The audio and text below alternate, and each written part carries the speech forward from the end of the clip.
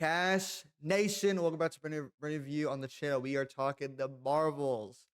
I just got home about 20 minutes ago, and I have a couple things to say about it. Some good, some bad, and then let's talk about the Indian course in a non-spoilerish way. Before we get into that, as always, let's get discussed with a synopsis, who's in this film, and we'll get to the good and bad. All right? The Marvels. Carol Danvers, aka Captain Marvel, has reclaimed her identity from the tyrannical Korean, taking revenge on the Supreme Intelligence. However, unintended consequences see her shouldering the burden of a destabilized universe when her duties send her to an anomalous wormhole linked to a Kree revolutionary. Her powers become entangled with two other superheroes to form the Marvels, starring Park Seon-joon, Brie Larson, Iman Vellani, Zal Ashton, Tiana Paris, and of course, directed by Nia DaCosta. All right.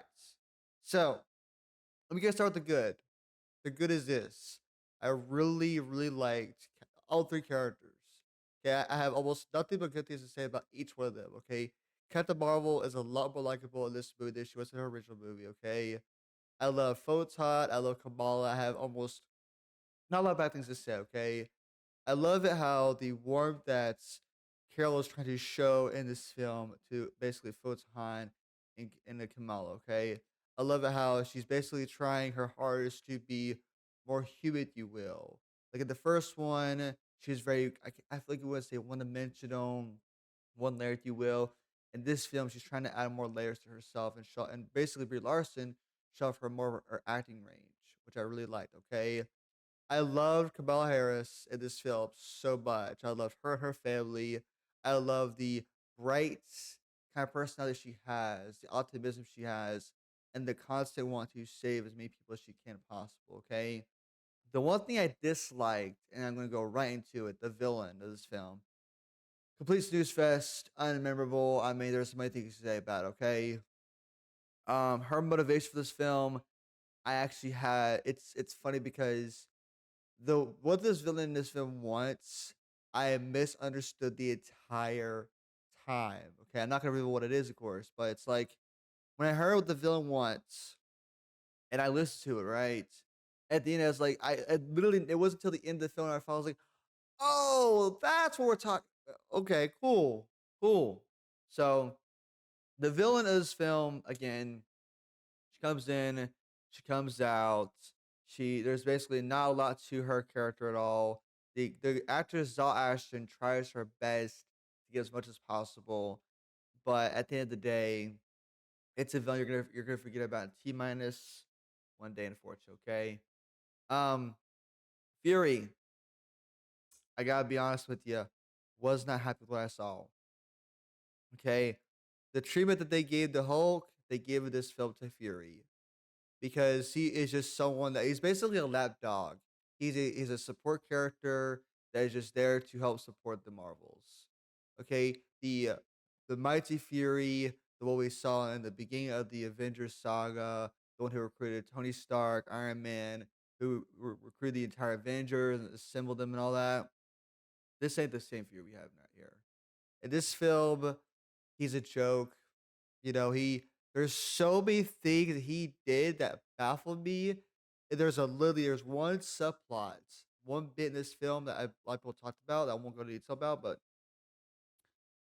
when I saw the subplots, I rolled my eyes and I walked out of the theater. I did. I won't say what it is, but I legit like look at me. I walked out. I walked out of the theater because of how dumb it was. And it has nothing to do with the story, by the way. It's nothing to do with the story.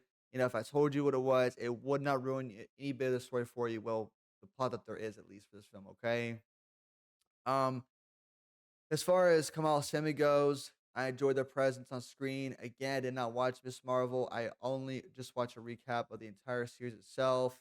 But the mom, the dad, and the brother, thoroughly enjoyed them. They didn't once bother me. And I enjoyed them every time they're on screen together. I appreciate it, okay? The ending, let's talk about the ending, okay? There's basically, I would say, a post-credit scene because you have basically the last scene of the film and then another scene starts and then you have, of course, the in credit scene. Okay, so the first post credit scene, which I'll say is this: I knew it was coming. I knew about it 2 months in advance. I did like the way it was handled at all. I did not like the way it was handled at all, and I can't explain why. It is something that we've all wanted it to have it for a couple of years now. We've all theorized it's gonna happen eventually, and the way they did it, I thought was terrible because it doesn't make any sense behind it. If it was a different circumstance of, I'll say, things involved, I think it would worked a lot better. Okay, but the basically the post credit scene we get, the last scene of the film, they butchered it completely because we have, like I said, two things, a thing that's happening, and basically it's like, wait, so this is what they want to do, the trajectory, if you will, but there was never a mission of this beforehand. You know, I didn't like it. If it was another set of a thing involved, that'd have been better for me because I could believe it more. But what was done here, it was cringy. It honest to God could have been an SNL skit. And I'm not even joking when I say it to you. It could have been SNL skits. Okay. So again, the post credit scene, I wasn't a fan of. I knew it was coming. Okay. The end credit scene for this film, again, I knew it was coming, and I knew all the punches are gonna be thrown. Okay, I thought it was decent. I did quite like it, and I can even tell you this much: people in my crowd love this post credit scene. Okay, this end credit scene, whatever you call it, right? I specifically remember walking down to sit next to my father to see his reaction to this scene. And funny enough, the person 2 seats next to me screamed when he saw what happened. Okay. And again, it is something we wanted to see for a very, very long time. I have a lot of questions about how they're going to handle this, and hopefully they don't butcher it. Okay. But it was a decent scene overall. Okay. As far as the other cameos of this film go, yeah.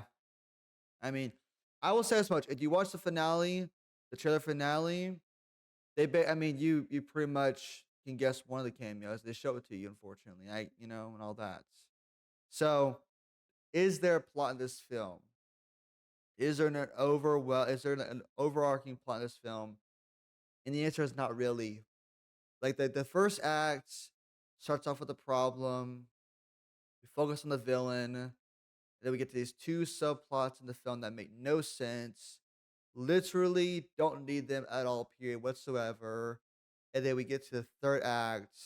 We have the third act happen, which honestly I would have took out the second act completely. This film, just give me the first, third act, perfect. That's all I would have wanted. I don't need the second act completely. This film, and I can't explain why. Okay. Is this the worst MCU film of this year? No, it's not. It's not. It's not as bad as people are making it out to be. Is it a bad film? Yes. It's not the best, which is why my final score for this film is a 4 out of 10. I liked the trio we got.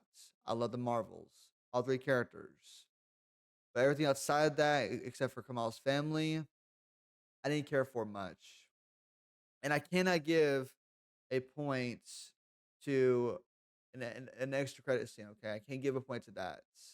I enjoyed it. I liked it, but that has nothing to do with the plot of the film we got. That's just a bonus, if you will. Okay. Um, I would say as much. I asked my father where if he had to choose between watching this and Quantumania tomorrow, which one he would choose, and we both agree we would watch Quantumania. Okay. So Marvels is directed by Nita Costa, starring Brie Larson, Park Seo-joon, Ma Villani, Za Ashton, Tiana Paris, sorry, and Lashana Lynch. Carol Danvers, aka Captain Marvel, has reclaimed her identity from the tyrannical Kree and take revenge on the supreme intelligence. However, unintended consequences see her shouldering the burden of destabilized universe when her duties send her to an anomalous wormhole linked to a Kree revolutionary. Her powers become entangled with two other superheroes to form the Marvels. Again, guys, 4 out of 10. Stream this on Disney Plus whenever you can. And I can't stand it as it is. I like the I like certain parts of the film. We'll get to that here in just a minute with the spoiler section, okay? So, 4 out of 10. Stream when you can. Thank you for watching as always. Peace, take care, stay friendly. Have a good y'all. I'll see you in the spoiler section. Peace.